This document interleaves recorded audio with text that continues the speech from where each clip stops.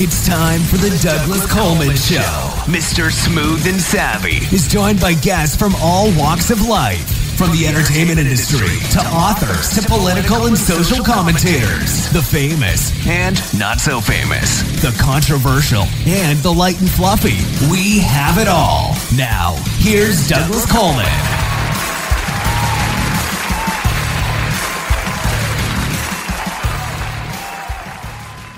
Okay, please welcome to the Douglas Coleman Show, Vivianne Knebel. Hi, Vivianne. How are you? Hello, I'm fine, Douglas. Thank you for having me.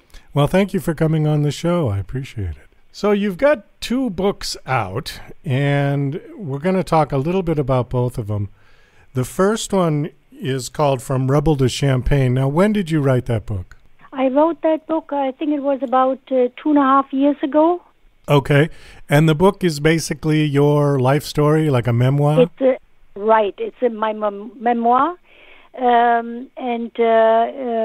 It talks about, I take the reader into that, because it's partly political, I take the reader back into the dark and relevant times, in human history. I was born in the epicenter of Nazi Germany, and I grew up in the aftermath.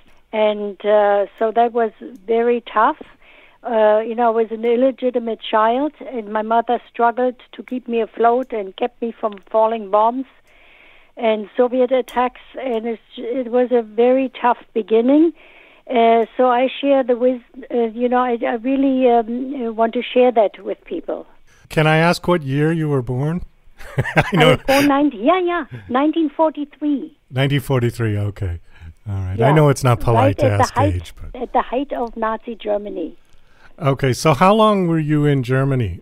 At that point, until my 13th year, until I turned 13 years old.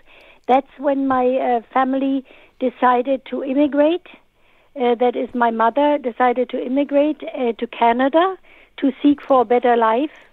And but in that book, I also wanted to tell people, that there's a story also that showcases that it wasn't a story that wasn't told many times.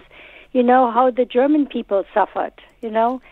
How they saw themselves affected by all the conflict, just wanting and trying to survive and save their families from poverty and from war. It was a very, very tough time, and I write about all that in my book. And then we seeked a better life in Canada. We went on the boat across the Atlantic to Canada, and we were a part of that wave of struggling German immigrants. And the first year we went hungry again, and because we were not in command of the English language, and my stepfather could not get a job right away. So my mother walked me into a church, and we explained our plight to the priest. And the priest sympathetically handed us $35 just to survive, to buy flour and rice, just to keep us afloat for a while. And then I entered the workforce at the age of 14 with a special permit, and started working and to help out my family. So that was it was a pretty tough beginning. I had many strikes against me, and it was tough as a teenager. I was sexually assaulted at my workplace, and also at the age of 17, I spiraled into deep depression because I thought my life is not going to get better, and tried to commit suicide by closing a garage door and starting the motor. And I was miraculously saved by a little girl who just came in a side door, which I was not aware of, and asked me what I was doing. And I told her meekly, I'm going to wash my car. And so that's how I actually, it was a miracle, really. And then I just picked myself up and held on to a glimmer of hope and kept on going. And I had gone to night school and learned typing and stenography, so I landed a job at Volkswagen Sales and Service, where I finally met my husband and the love of my life. I've been married to him for 57 years. And he believed in me and always allowed me to grow and learn and I developed into the person I am today, thanks to him. And that first book, From Rubble to Champaign, was my gift to him for his 80th birthday, for all that he's done for me. Well, that's fantastic.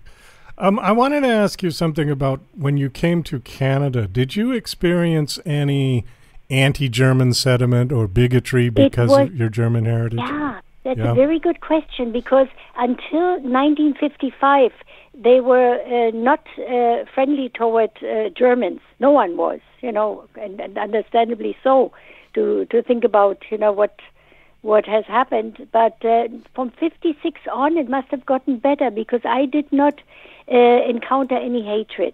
Okay, but when you first got there, you did, No, I didn't, because you didn't. I arrived in 1956. Oh, I see. Okay. That was in 55. I think until 55, they were really friendly to any Germans. Okay. I could understand that. And myself also, I had no country. Since I was an illegitimate child, I was deemed stateless, because in Germany the law is such that you become what the father is. And since I had no father, I was deemed stateless. I had no country. Let me ask you just a little bit about Berlin before you left. But so you said you were born in 1943. So you were born, and then the war ended in 1945. Right. And you were there for another 10 years or so? Yeah, 45, another 11 years. 11 years. Okay, so during that time, Berlin was destroyed, right? How did you survive? How did you find food? How did you get on with your day? I tell you, in 1948, the Americans launched an airlift, because Berlin was closed off, and we would have starved. So the Americans lifted a year-long launched a year-long airlift and dropped food on Berlin. So that was one way. And also my mother, she worked the black market, striking deals just to make ends meet, to get to get food on the table. So she was definitely a survivor, and hunger and cold was a constant. Oh, and I remember going with a little metal pail over to a department store that had just been rebuilt. I still remember it being totally destroyed, looking into a big hole and seeing in the rubble a Canadian bomber that had crashed in there. And then as it was built up, I went in there with a little metal pail and asked for scraps, because they had a food department, for my cat, in order to bring some dignity into it. I said for my cat, but actually it was for us at home. My mother would cook soups out of chicken heads and fish heads. That's how we survived. It was tough. Oh, amazing. What did you use for fuel? Was there any coal or wood or anything? Yes, coal. And I collected wooden boxes at the market or anywhere where I could. I was really resourceful as a little child. My sister told me all I saw was one big box walking across the street with two little hands clutching it. So my mother would use it as firewood. We would buy coal, and like 20 pounds of coal. Not even there. We often had no money to buy that. So it was very, very tough. Let me just move on to your second book. So your second book is called Lessons Learned About Life and Love. When was this book released? That was released, I think, about a year ago. About a year ago, okay. About a year ago, yeah. And that was, after my life, my life started with tragedy and ended up in triumph, because I found a way to build a new life, dealing with immigration and walking that long path to self-discovery and self-fulfillment. And my husband helped me in this, and then I started to have a really life of luxury. And from all this hurt, I have a profound sense of gratitude for every little thing. I know what it means to have, and I have empathy, and will always have empathy and a profound sense of gratitude.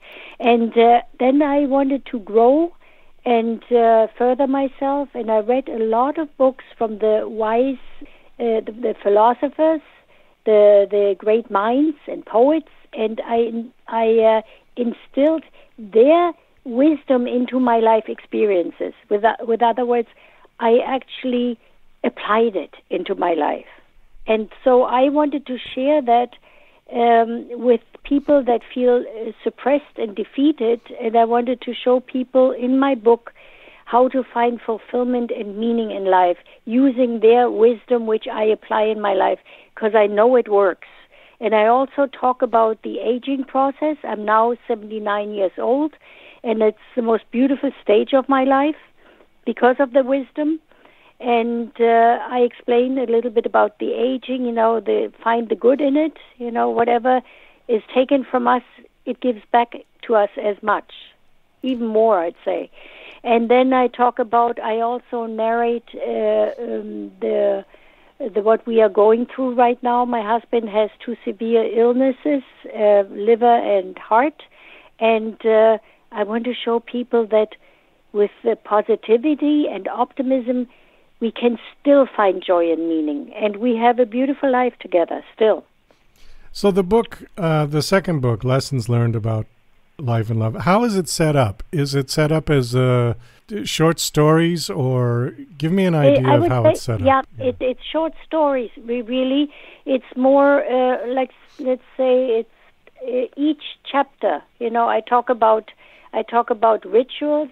I talk about the stage that my husband is in. I talk about love, which is so important. It's set up in different one would say short stories. Yes. Okay. You said that you did. Instance, you said that you did reading, a lot of reading, and read from some of the other great minds. Can you give us one example of something that you read that you said, "Oh, okay"? Oh yes, yeah. Many examples. One of my favorite philosophers was Dyer.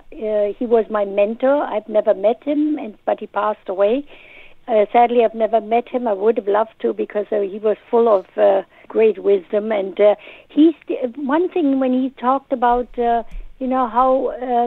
we have choices. Our mind is our kingdom.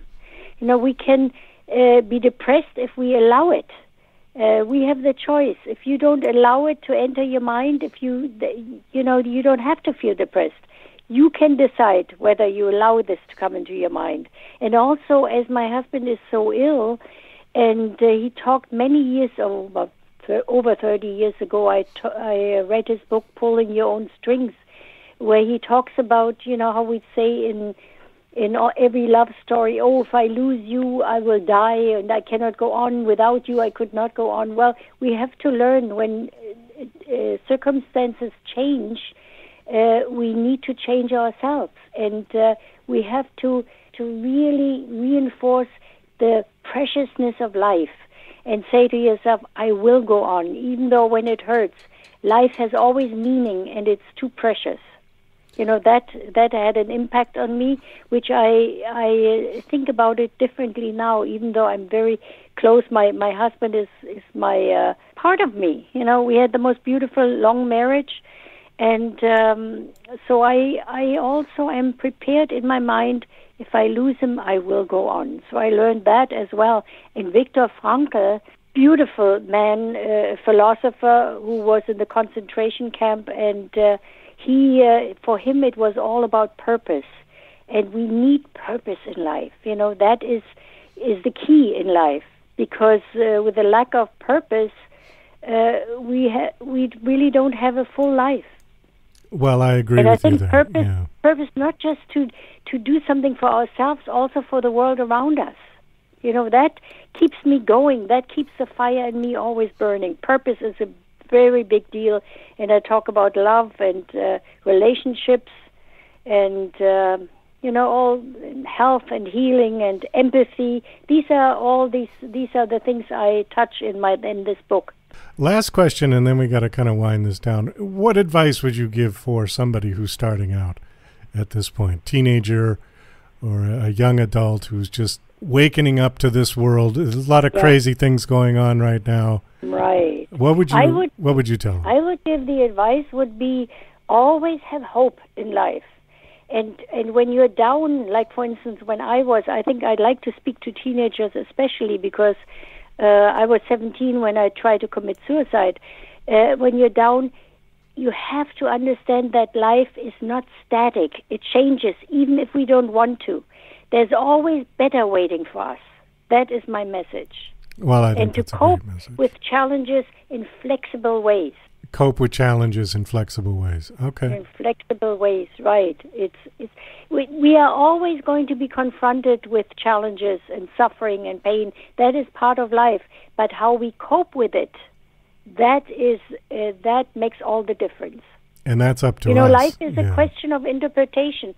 It's how you see it. See the positivity. Because when you're positive and optimistic, it cheers you on in everything you do in life. I agree. I think that's a great message. Vivianne, we do have to wind this up. Thank you so much for coming on the show. Do you have a website that you want to give out? Yes, I have. VivianneKnebel.com. Okay. And on your website, there are links to your books and where people can buy them? Yes. Yeah. There's a link to everything, yes. Okay, great. Well, thank you so much for coming on and sharing your story. Very inspiring. Thank you so much, Douglas, and for allowing me to have a voice, because I do want to make the world a better place. Well, I think that's a great thing. We all do. Yeah. Okay, take care, Vivianne. Thank you. Thank you.